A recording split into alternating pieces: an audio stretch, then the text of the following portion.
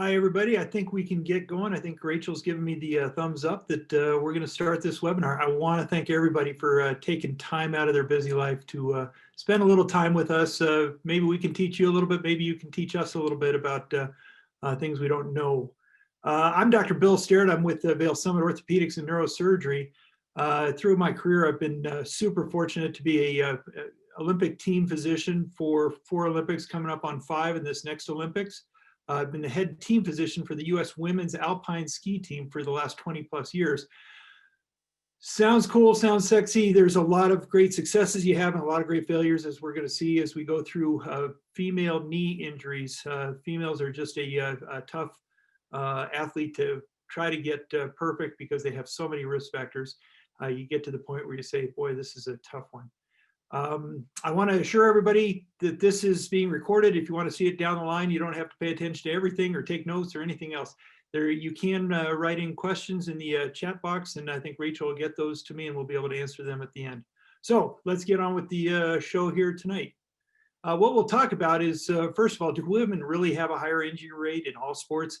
People always ask that. Are there anatomical factors leading to higher injury rates? Are there performance factors leading to higher injury rates? And then finally, do we have different treatment plans, or should we have different treatment plans based on these risk factors?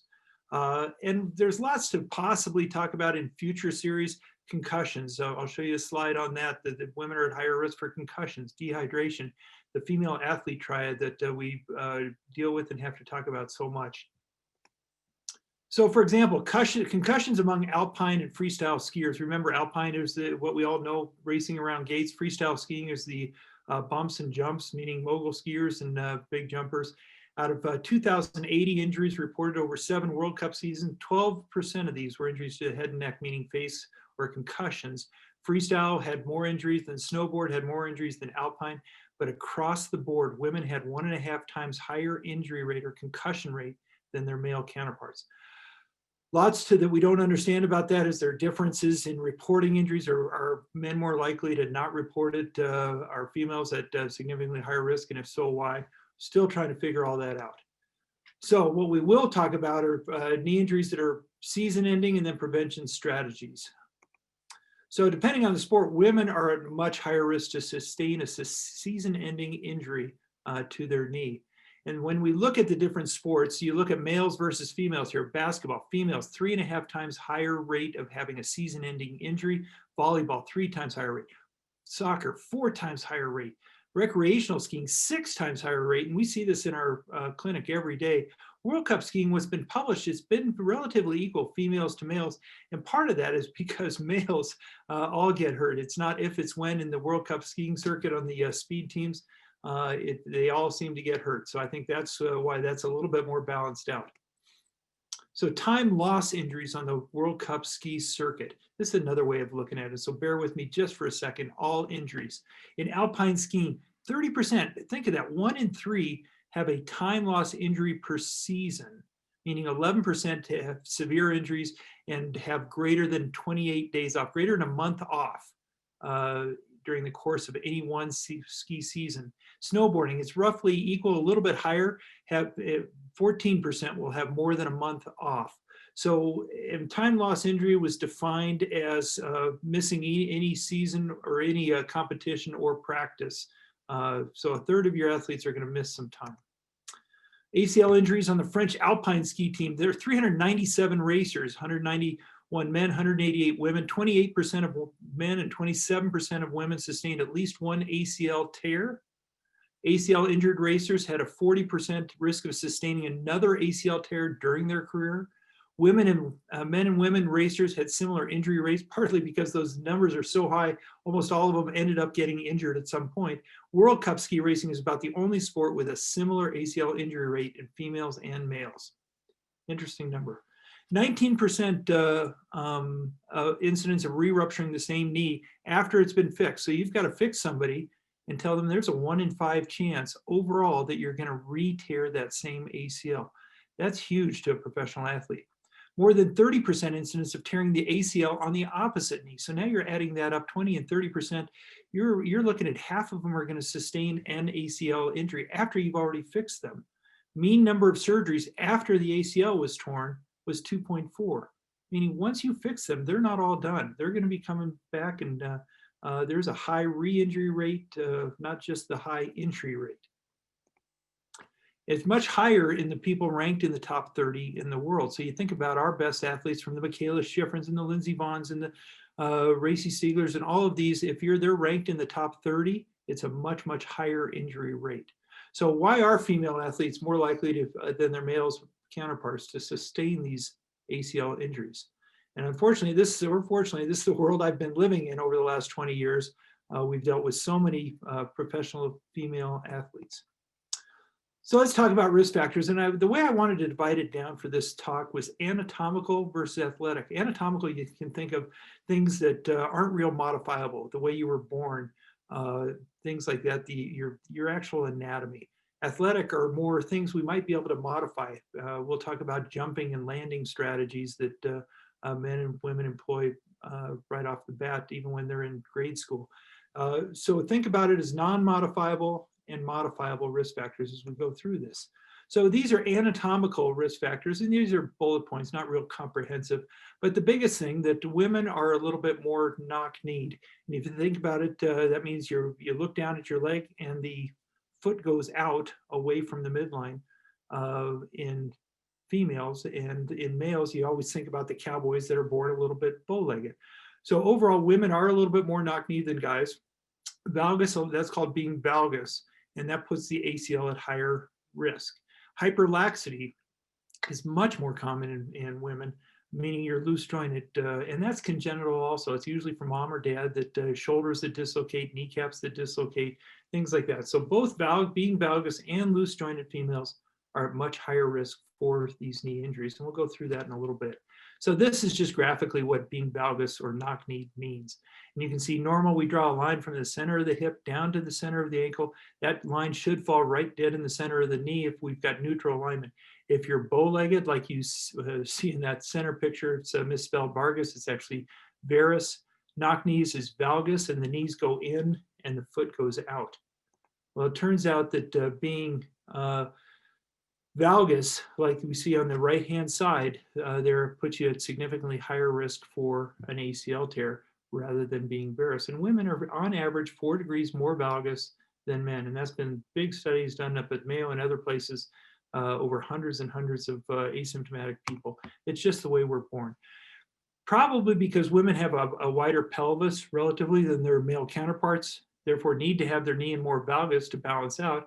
Knock-kneed athletes live with their ACL on stretch. Valgus knees are therefore at a much higher risk of sustaining an injury to the ACL. And remember, the ACL is a season-ending injury. So let's move on to being loose-jointed or hyperlaxity. Believe it or not, there's actually criteria for this, and we employ this every day in the clinic. Looking at this, called a Beighton score, B-E-I-G-H-T-O-N, if you want to look it up. And I'm sure everybody in front of their screen is doing this right now. There's 5 different things we look at. Number 1, can your 5th finger, can it go back more than 90 degrees with your palm flat on the ground? You can see I'm not even close. I'm about 60 degrees there. Number 2, can you put your thumb all the way down to your forearm, pushing it? I get close, but I'm not quite there. Number 3, when you straighten out your elbow, does it hyperextend 10 degrees or more? Number 4, when you straighten out your knee, does your knee hyperextend 10 degrees or more? And then finally, the number 5, if you're bending over to touch your toes, can you put your palms flat on the ground? If you can, that's a positive score. So if you're 3 out of 5 or more, you meet the criteria of being loose jointed. Why is that important? Women have a much higher incidence of being loose jointed in the general population than men. And like we talked about, those are the people whose shoulders just dislocate without any trauma, kneecaps that dislocate, people that sprain their ankle all the time. And you can see this graphically on the left-hand side. In general, men are about 5 or 6% of the population that are born loose jointed, women 8 to 10% of the population. So it's still relatively uncommon, but it's much more common, almost double, at least 50% more in our females than in our males. So they have a much higher risk of sustaining an ACL tear and much higher risk of re-tearing a reconstructed knee. So I always tell our ski racers, when you hear about your friend that's an 18-year-old female that's been on her 3rd ACL, I guarantee you every one of those are loose jointed females, and it's a tough, tough problem once they start tearing their ACL and they're loose jointed. And we'll go through the anatomy about why that is.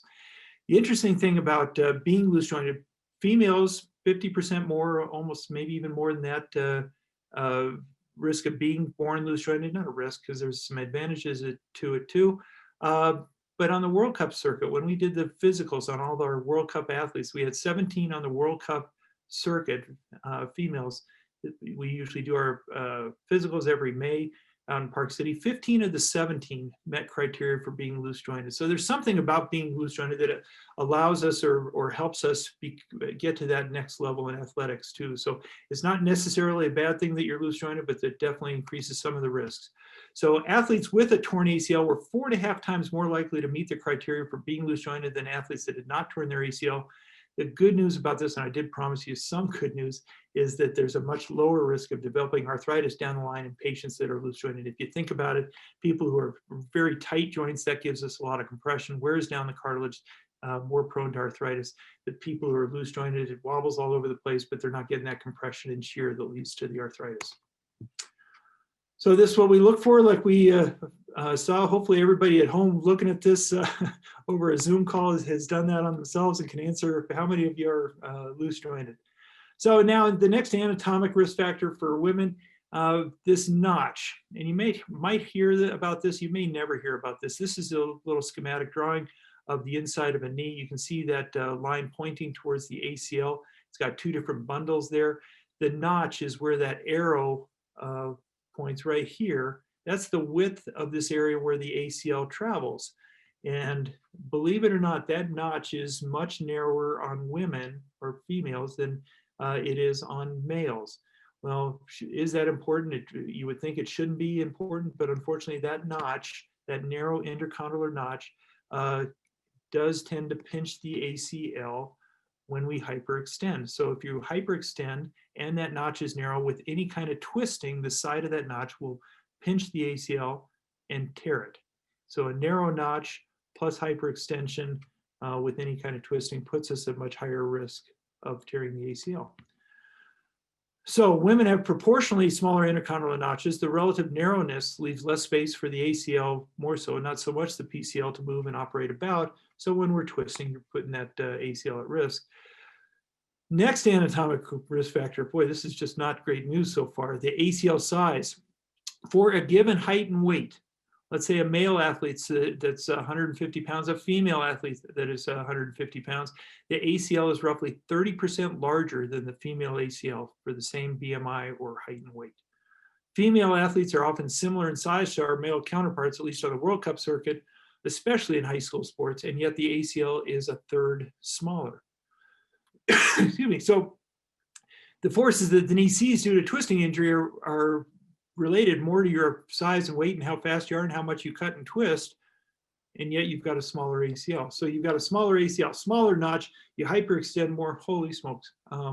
There's not a lot of great news so far going on. The final anatomical risk factor I just wanted to mention in the talk here that seems to get the most number of questions towards the end is the menstrual cycle. So just to review, we've got the menstrual phase, the pre-ovulatory phase, the ovulatory phase, and the post-ovulatory phase. So right after menses, that next 2 weeks is when women are at much, much higher risk of tearing their ACL. Maybe the first time a lot of people have heard about that. I know that that's a shock when we go over that in the clinic with people. The pre-ovulatory phase, right after the menstrual phase, that first 2 weeks is when we're at higher risk. Lots of discussion, lots of conjecture, lots of studies being done about why that might be. I think everybody's whispering to themselves, oh yeah, because of hormones, or yeah, maybe it's because of energy or fatigue, because I just finished bleeding for 5 days. So it's a relative anemia. You have a relative energy fatigue issue. You definitely have hormonal laxity going on during that first 2 weeks after menses. So what's been studied is there's a 3 times higher ACL injury rate in female athletes during that pre-ovulatory phase. Ligaments are often more lax in general during a pre-ovulatory phase because they dislocate their shoulders too, dislocate kneecaps, sprain their ankles. So it's probably a multifactorial thing going on during that phase. And we need to talk a little bit about whether we can really modify that or control that with hormone replacement or birth control pills, things like that.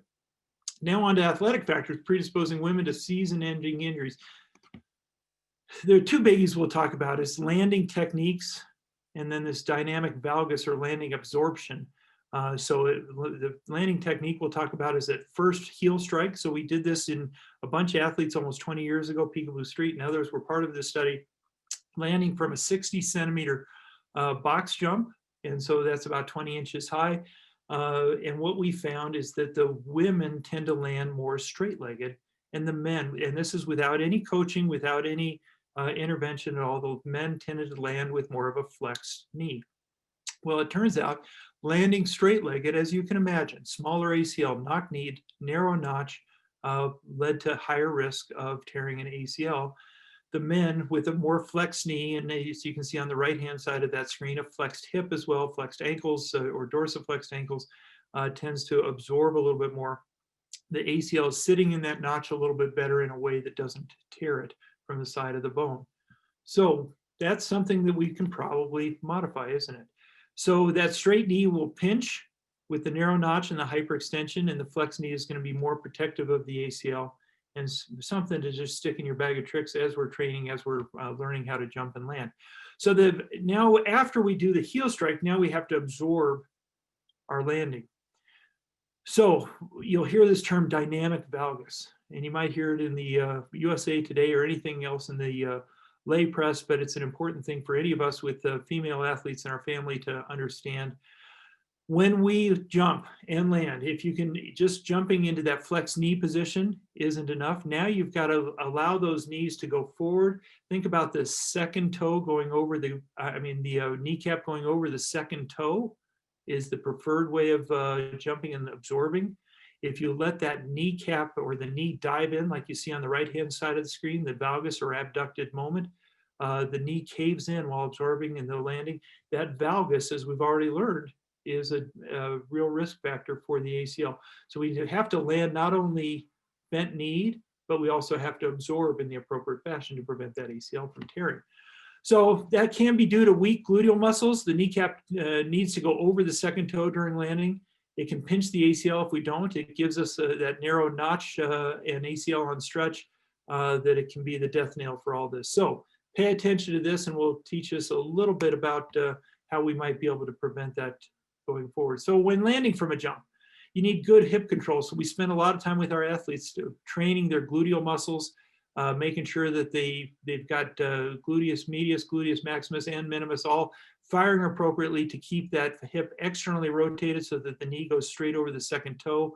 If you have poor hip control, that's when you get that knee collapse. And you can do any of that with your sisters, your daughters, your moms, and watch them land a little bit. If the kneecap is diving in, that's a risk factor for tearing the ACL. So during cutting or landing moments, women often have that inward collapsing called a knee valgus angle, which puts added stress on the ACL.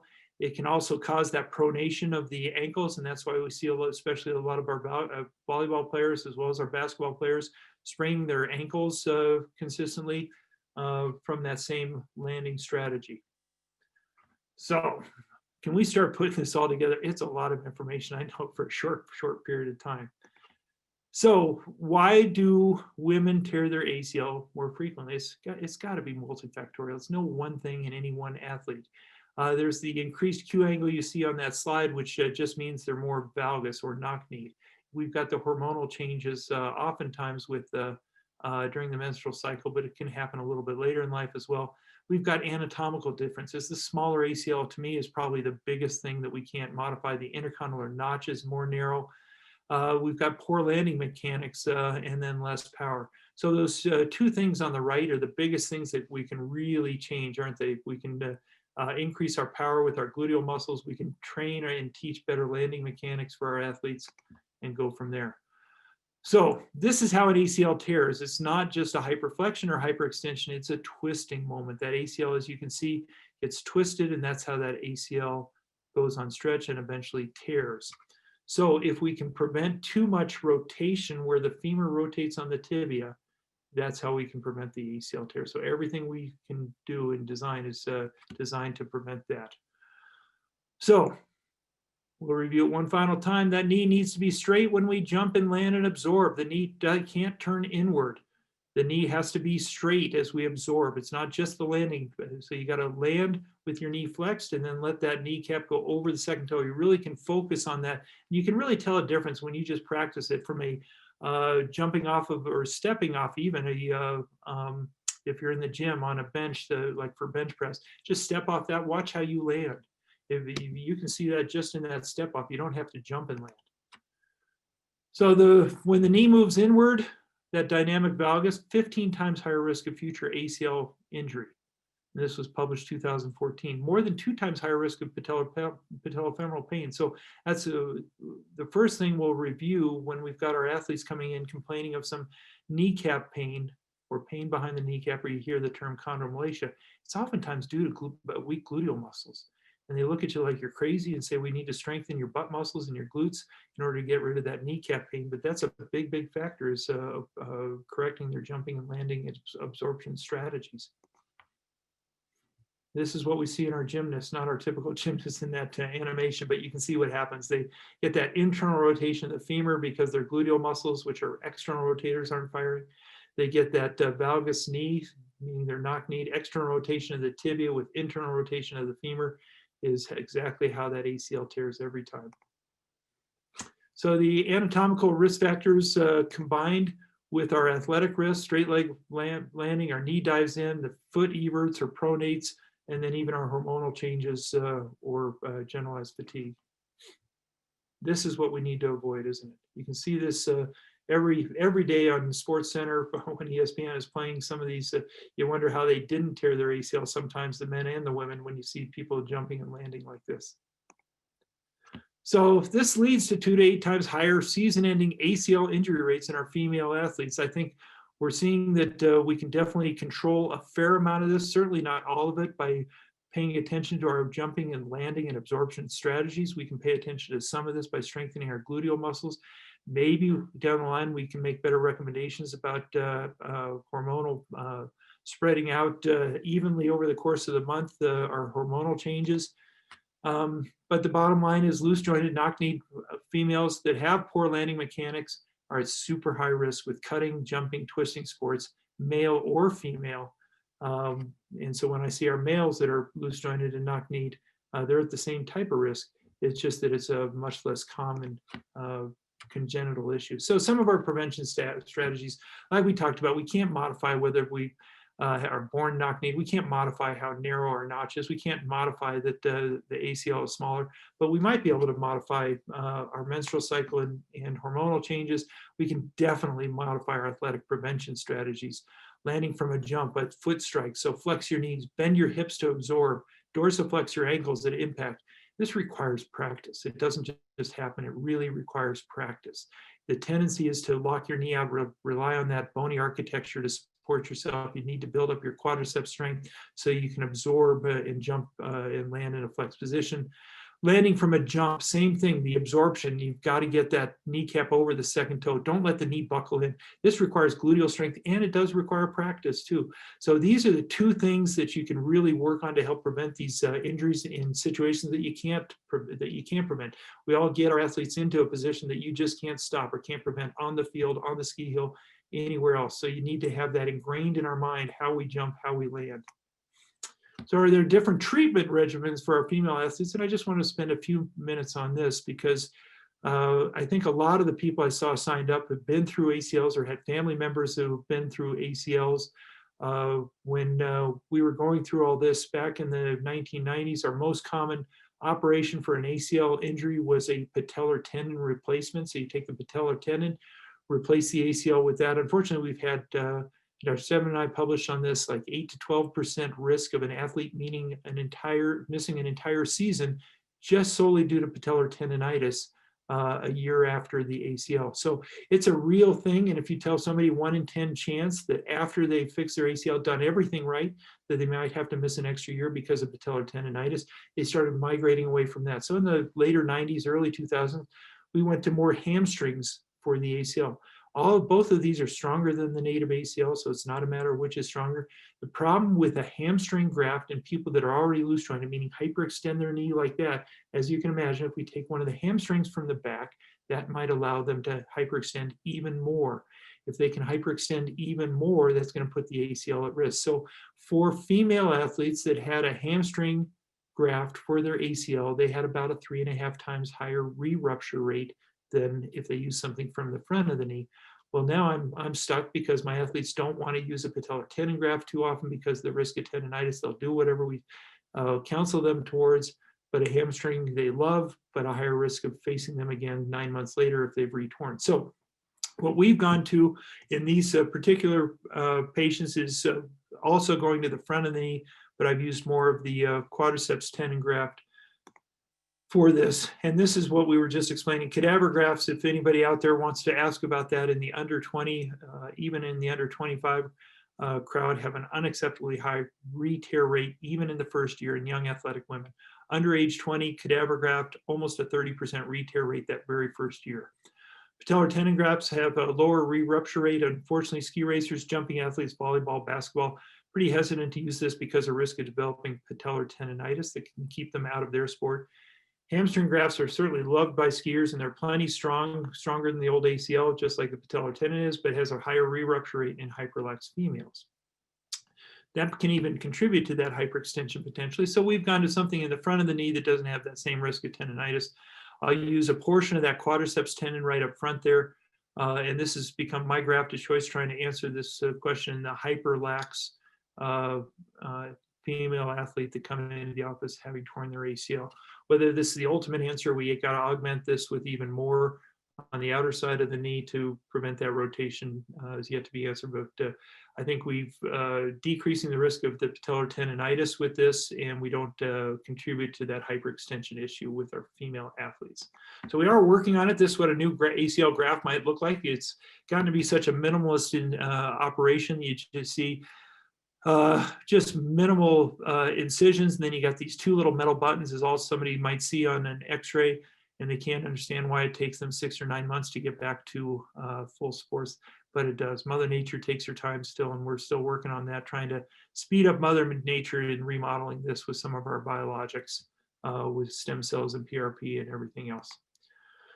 So with women playing more sports, maybe this is all just evolution. As we see in our guys, the evolution of man, it's been more of this, that we're all, look at me, I'm hunching over a computer right now.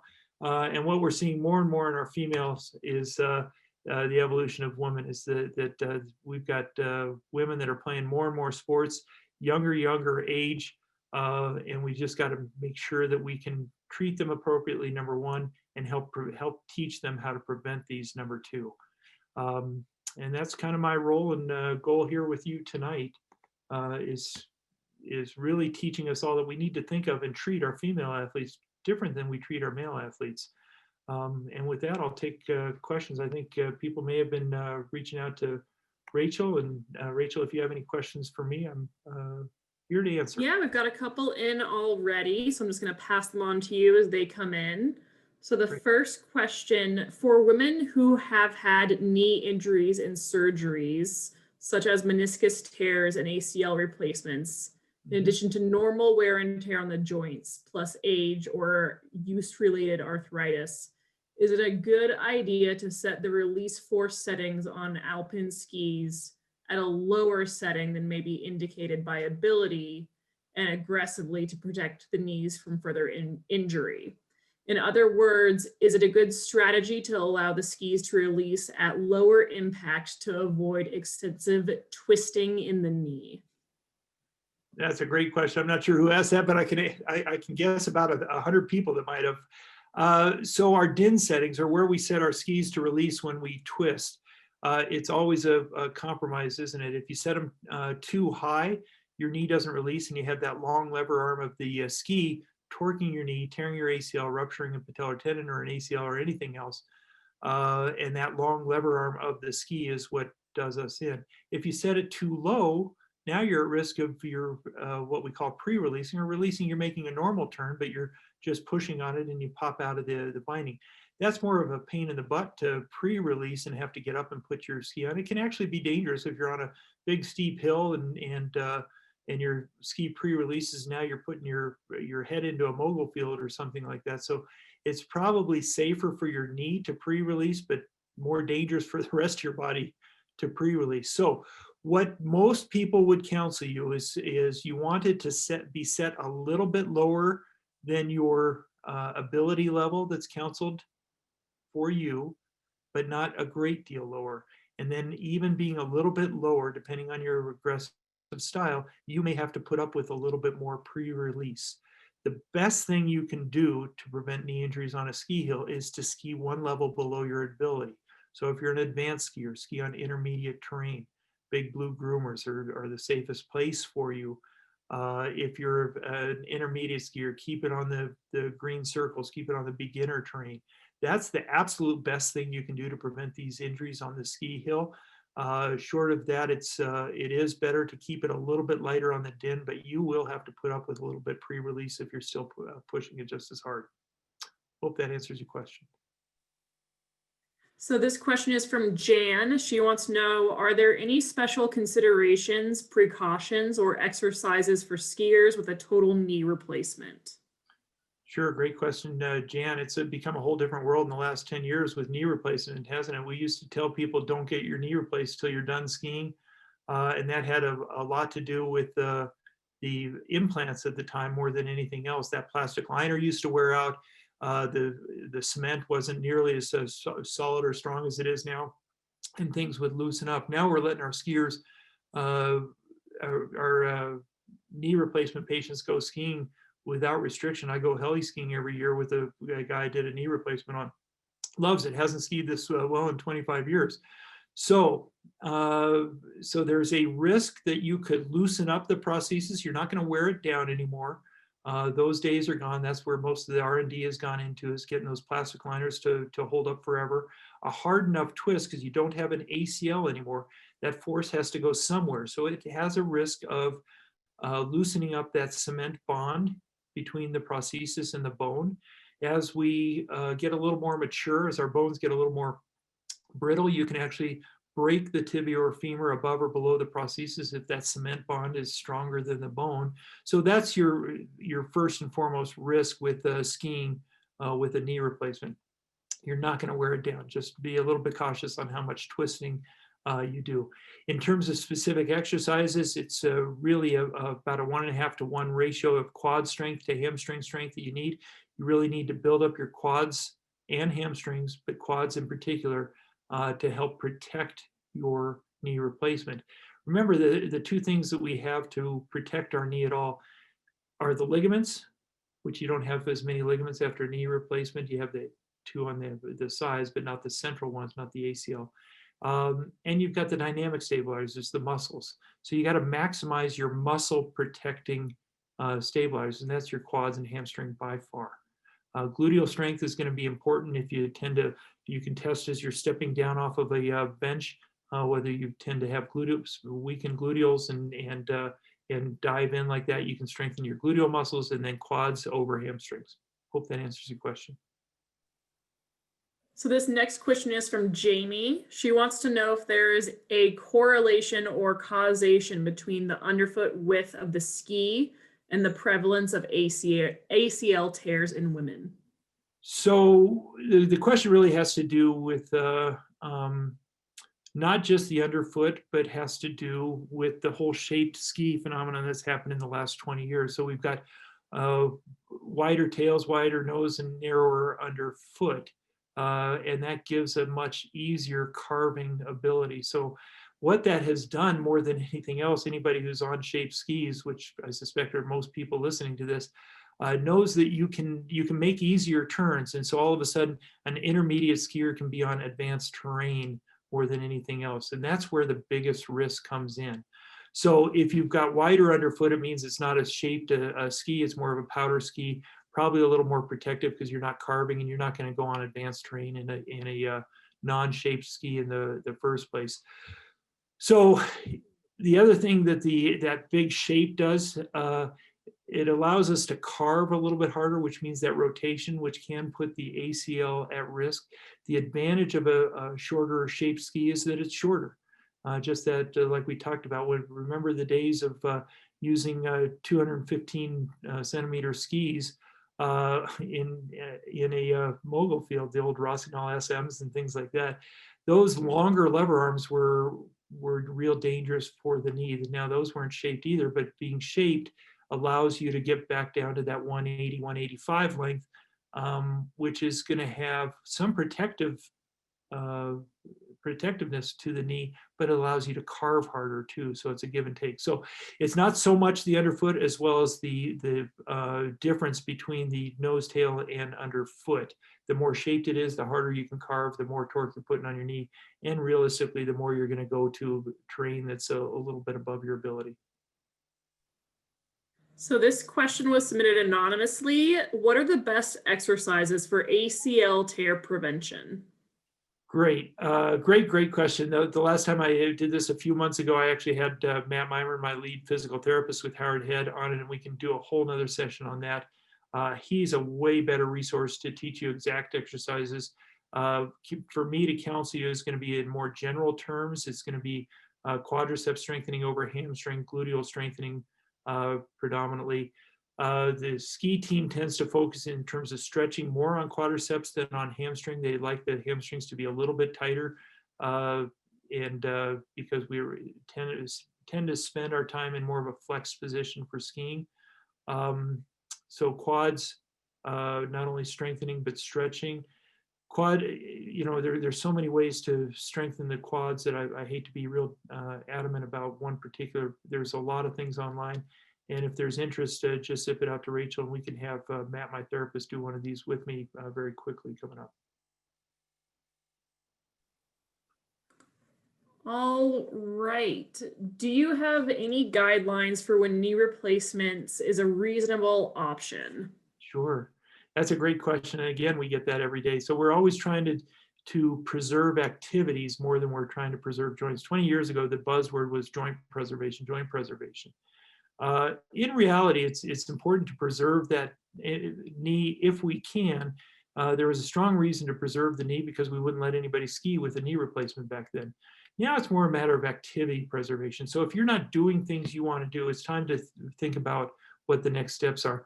For us, think about knee replacement. Number one, if your x-rays show you've got significant amount of arthritis. So once you have enough arthritis, that's not necessarily an indication for knee replacement.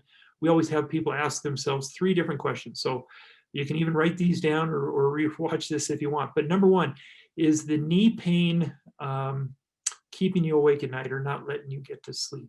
So if you can't sleep because of knee pain, it's time to think about doing something different. Number 2, if the knee pain is causing you to limp and other parts are starting to hurt, your back is hurting, your other knee, your hips are hurting because you're walking abnormally with that knee. And number 3, if there are things that you're giving up in life because of your knee pain that are important to you, then it's time to think about taking that next step. And typically the next step, once the x-rays show us that, would be a replacement.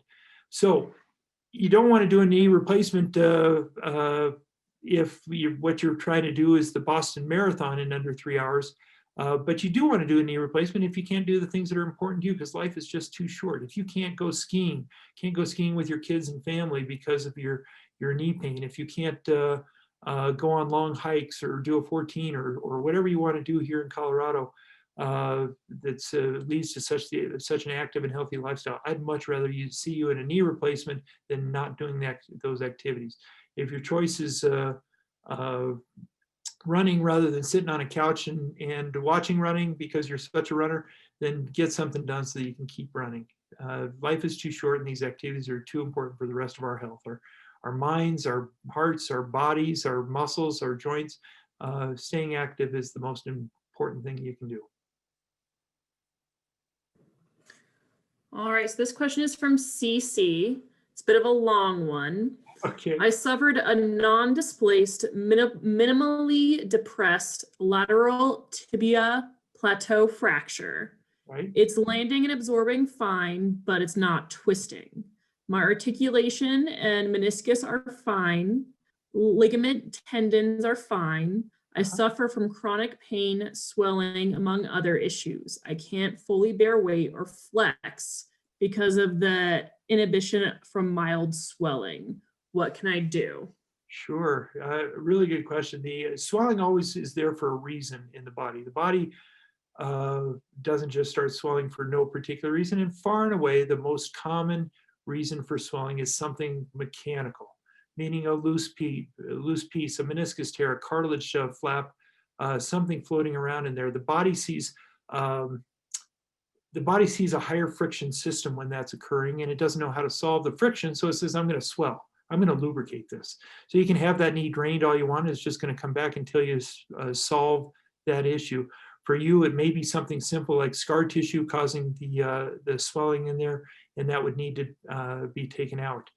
The things that any doc will want to make sure of that the swelling's not due to infection or something congenital like rheumatoid disease or something like that. But truly, if you had a non-displaced tibial plateau fracture with no meniscus damage, no ACL tear, there's absolutely no reason for that swelling to continue being there. If you haven't had recent x-rays or MRI, that'll usually lead to the next form of treatment. And my bet is you're going to need something done surgically, like a scope at the very least, to get this solved. But it should be a solvable problem. How do you choose which ACL graft to use for which athlete? Right. So we kind of went through that a little bit. All three grafts or all four grafts, if you can consider cadaver graft in there, are plenty strong. All are stronger than a 20-year-old's ACL. And the ACL, unfortunately, goes through some maturation as well. By the time we're just 40, our ACL is only half as stiff and half as strong as it was at age 20. So whatever we're doing to replace that ACL, whatever we're putting in there, is probably overkill in a 40-year-old and appropriately kill in a 20-year-old. So what you want to do is minimize the risk in a 20-year-old of re-tearing. What you want to do is in a 40-year-old, minimize the risk of complications such as scar tissue, pain, things like that, because a 40-year-old is almost certainly not going to re-tear their ACL after tearing it the first time, getting it replaced with one of those four grafts. So the complications in a 40-year-old might be scar tissue, might be arthritis from scar tissue, very unlikely to re-tear, things like that. So trying to minimize the risk of scar tissue in a 40-year-old, you might lean more towards a cadaver graft or something that hurts less so they can get their motion back quicker, like a hamstring graft. In a 20-year-old, I'm not as concerned about the scar tissue as much as I'm worried about them re-tearing it. So I'm going to lean more towards something from the front of the knee, a quadriceps tendon or a patellar tendon graft. For me, with the athletes I'm dealing with, it's going to be quadriceps over patellar tendon, just because of the risk of jumper's knee and patellar tendonitis. So I think there's a better graft for every athlete, and depending on age and what activities you're looking to get back doing. I hope that answered. There's lots of information on my website too about how we go about choosing which graft for which athlete, but that's a general ballpark answer for you. This question is from Brenda. Does it make sense to wear store-bought knee supports? Great question. I think, Rachel, you asked me about this the other day. Let's talk about knee braces real briefly, and I'll spend no more than 2 minutes to educate you about knee braces. What you're probably asking about is something called prophylactic bracing. So putting a brace on a normal knee, will I prevent an injury to my knee? And the resounding answer is no. There's been lots of studies about it. The only place that a prophylactic knee brace has been shown to work is in the NFL or college football linemen. And that's because they're constantly digging their feet in to be in a more knock-knee position, putting that MCL and ACL on stress. Everywhere else that a prophylactic brace has been used has not been shown to decrease the overall injury rate to that knee. So if you're buying an over-the-counter store-bought brace on an uninjured knee, the answer is probably no. A rehabilitative brace is just that. We use it for the first few weeks after surgery. It doesn't help control rotation or compression. It helps us stop from hyperflexing the knee or hyperextending the knee if I'm trying to control those abnormal motions from something I did at surgery, whether it's an ACL or a meniscus repair or something to the cartilage, but we only use that for a few weeks.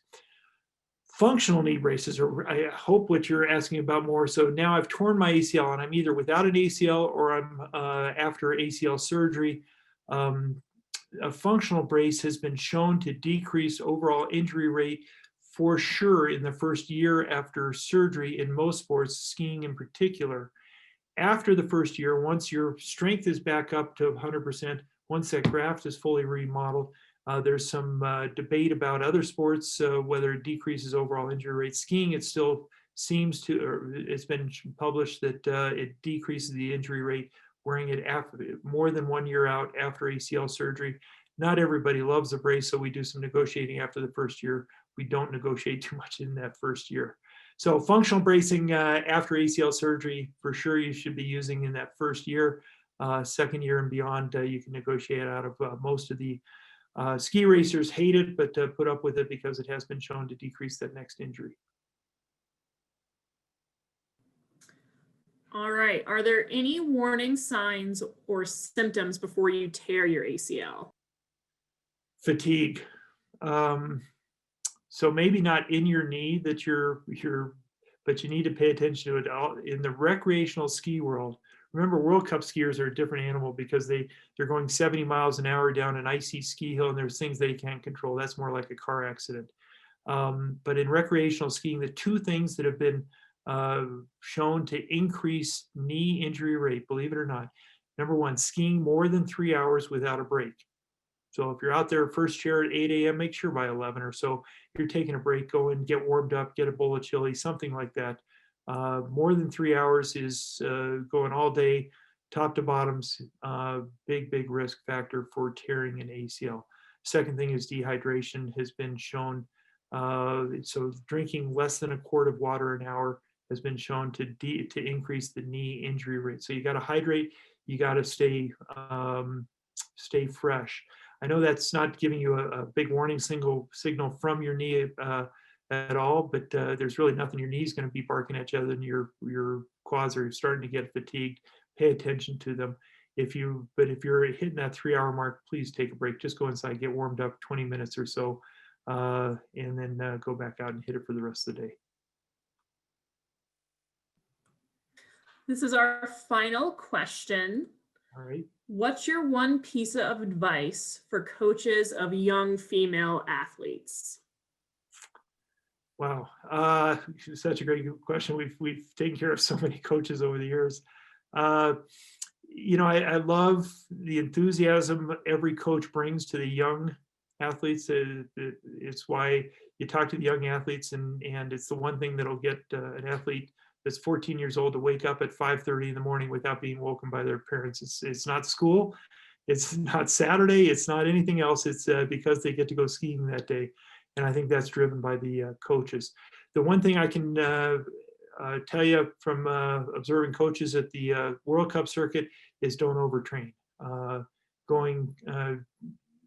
into the day knowing the limit that you're going to do. Maybe you're going to do 4 free runs and then 3 runs in gates, but know what that is and stick to it and don't overtrain. I think keep up with the enthusiasm, fatigue them more on the dry land, get what you can out of training, and just, but don't overtrain.